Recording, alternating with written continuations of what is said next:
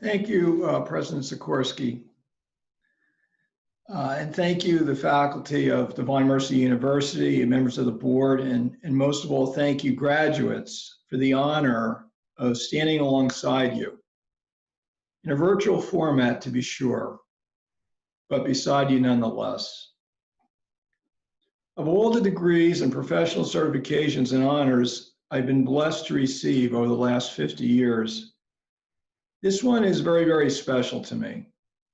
That's because of what Divine Mercy University stands for, what every one of you stands for, which is curing people by integrating their faith into what we do, understanding that matters of the soul and of spirituality are not something we can compartmentalize neatly and deal with separately, but in fact are integral to the whole person.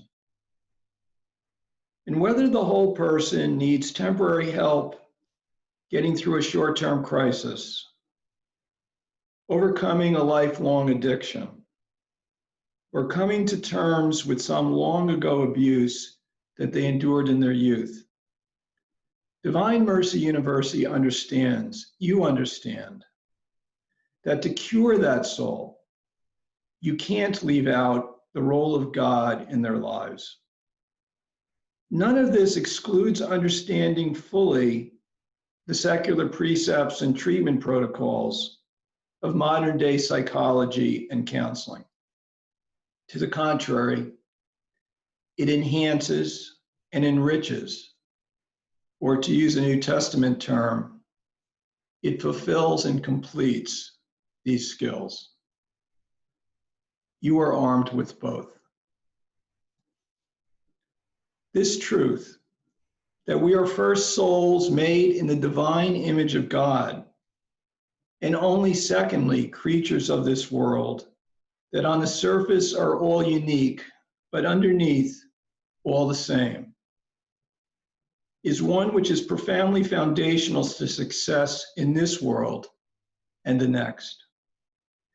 Yes, many claw their way to the top of their professions by ignoring the call of God in our lives and focusing solely on the tangible, the here and now. But sooner or later, this one-dimensional approach withers in the heat thrown off by the high-speed train of today's internet-driven world, or is choked by the weeds of all the sparkling earthly treasures which lure us off course. I know this from my own personal spiritual journey. From altar boy growing up in working class Newark to indifferent agnostic by the time I left university, to Wall Street investor with God, a remote part of my very Steve-centered world. It worked okay, for sure, but it left me far from the person he wanted me to be, either as a husband, a father, or leader of an investment organization. About 20 years ago now, he gave me a pretty hard knock on the head, actually an electrical jolt to my heart.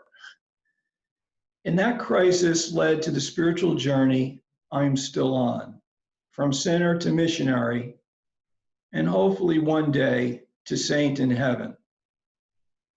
Okay, to be fair, I'm actually aiming for purgatory, but it's a start. And here's what I can tell you so far. Being a husband, a father, and a leader on Wall Street, succeeding in the world, if you will, comes a whole lot easier with God as part of my life. Gradually at first, and then more profoundly as the journey continued. He has made me better at what I do. And I think fundamentally the reason for that is that I'm closer now to whole, closer to understanding who I am and who I'm not, and more appreciative, therefore, of who I need to be for others. I wish I could say I'm a servant leader in his incredible mode, but that is a tall standard for a guy who's at best a cracked rock. I still fall down.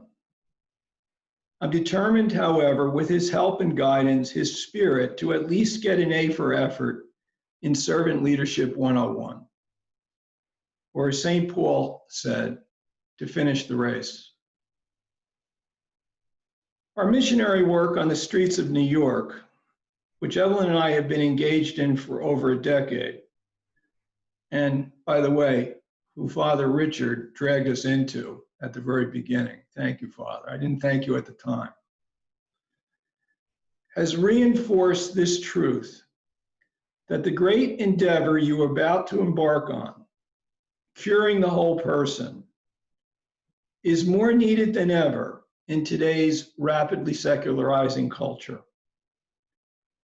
Over the course of our years on the streets, in good weather and bad, we've greeted over 3 million people. I like to call them 3 million souls. Rich people and poor people, white, black, and every color in between, heterosexual and LGBTQ. More than you'd expect, some 250,000 or so have actually stopped to talk with us or one of our hundreds of missionaries on the streets. Each soul had their own story, their own unique struggle, and their attempts to connect with, or more commonly, run away from God. But this much they had in common. All, in one fashion or another, were pursuing what you might call the unintegrated life. Some had God in a designated box, often the Sunday morning box, and their own life completely separated from him. Others had God as a remote impersonal force that they assumed had no knowledge of them or no interest in their lives. And others feared God and were running from him, either consciously or subconsciously. As missionaries, our goal has always been, singly, to bring them back to God through the instrument of reconciliation so that he could heal them.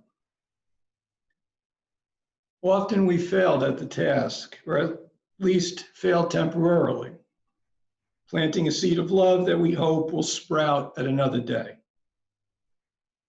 But whenever we've succeeded, whenever we've managed to get someone who was hurting or unhappy or disconnected, who thought they were incurable, unlovable, and unforgivable,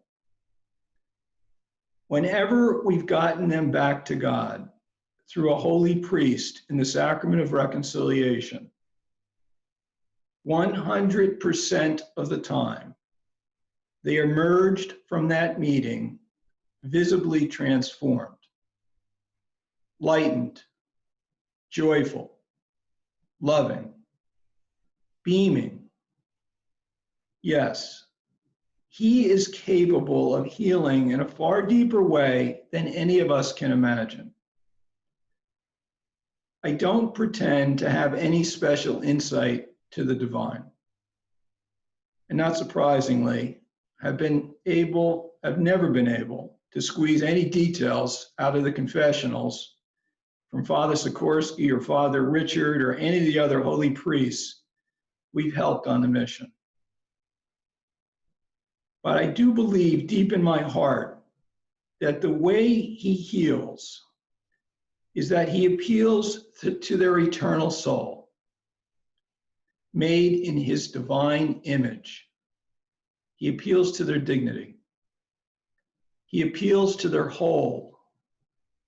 He reintegrates their brokenness. The story of the missionary of New York, of the mission in New York, as told in The Missionary of Wall Street, has many beautiful and inspiring stories of souls that were healed by God, made whole. I'm not going to relate any of them here today. Let me tell you instead a short story from the mission from many years ago, early on, that was less successful, and in fact, still haunts me to this day. It was late on a cold December night, and I found myself alone on a street corner at the northern end of Little Italy, under the arc of a street lamp. A group of young people, seemingly on their way to a trendy bar, passed through my station. "Hey, are you Catholic?" I asked hopefully. "No, we are not Catholic," one of them remarked in a strong French accent. "Not Catholic? Come on. You must be Catholic. All French people are Catholic." "No, we are not." This may not sound like a very hopeful start, but we seasoned missionaries know that if someone even counters our ask at all with almost any reply, it's a sign that deep down, something is troubling them. It's an SOS. However, the group was moving quickly through my circle of light, so I only had time for one more question.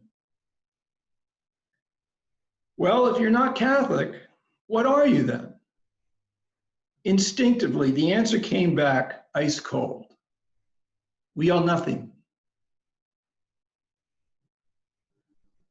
At that moment, the young man who had been speaking with me was being literally dragged out of the light into the darkness by his friends. But we could still make eye contact. With my eyes, I simply gasped, tearing up a bit, asking, did you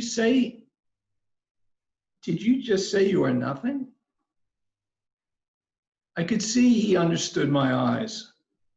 I could feel his pain at his understanding, his need for love for God. And then he was gone into the darkness. Back then, frankly, I didn't have the courage that I needed to have. I didn't have the faith in God that I needed to have to chase after him into the dark, to bring him back. I was afraid. I'm left to this day wondering about him, praying for him. The world you're entering today is clearly broken, perhaps worse than ever, or at least worse than in a very long time. And it is moving and changing at an accelerating pace, which more than ever is increasing the stresses and strains on everyone trying to lead their lives within the whirlwind.